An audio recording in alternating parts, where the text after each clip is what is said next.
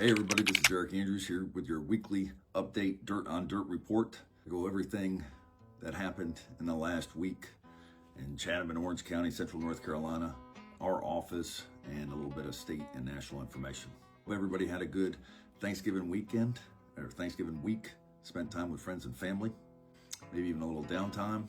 I want to go over what happened last week, or maybe more accurately, what didn't happen last week.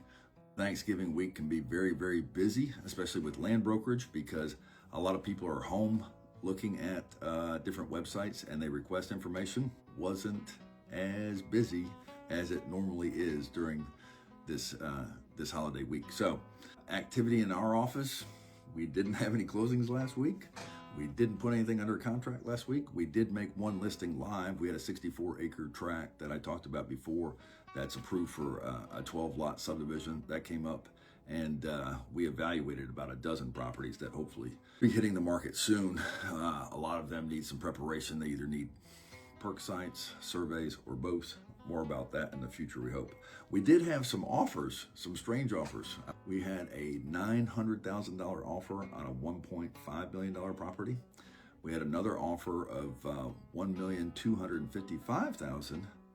That $1.5 million property, a different 1.5, that actually did get a counter, and they were stuck at the 1,255, so no movement there. And then on a house with acreage, we had a 550 offer on a 685. House has been on the market for a few months, but that's common. Homes with acreage tend to have more days on market. The sellers have some flexibility. They just don't have $135,000 flexibility. So that one was dead in the water as well. So those are incredibly low offers. I mean, in the land game, I usually tell my sellers if their offers are 80% or above, I know that's not anywhere close to what we want, but at least let's entertain a counter. They're in the ballpark.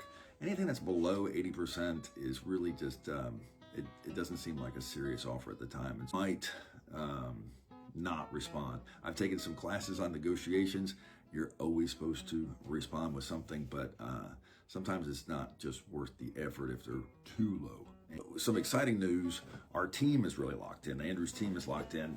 My daughter, a UNC graduate, is going to be helping us with marketing and social media, and it's real exciting to have her on board. We're really looking forward to it. She's already set some things in motion, so we're very excited about that. Also, my life partner, Penny Stritter, she is replacing my longtime transaction coordinator, Laura Burkhart, and she will be our new transaction coordinator. She's been helping us for about a month and a half right now. She's, with Laura retiring a couple weeks ago, she has stepped into that nearly full time. Maureen, that is our lead person, our filter. She's the intake person, and she's dealing with all the agents that are making calls. I have Laura's daughter, Leanne, that's helping us with the data. So the team's locked in.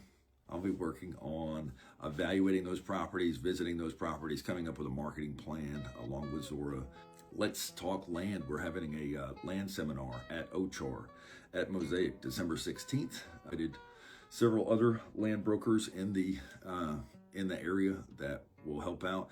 It's not just going to be listening to me talk about land. I'll have an outline. I'll go over some things. So it's like an intro to land, really focusing on roundtable discussion of what land brokers or people that are involved in land are going through in this area. So we'll talk local dirt, local zoning.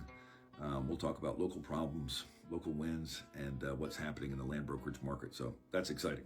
On the state level, there's a couple state bills or Senate bills, House bills that are new legislation that's being introduced.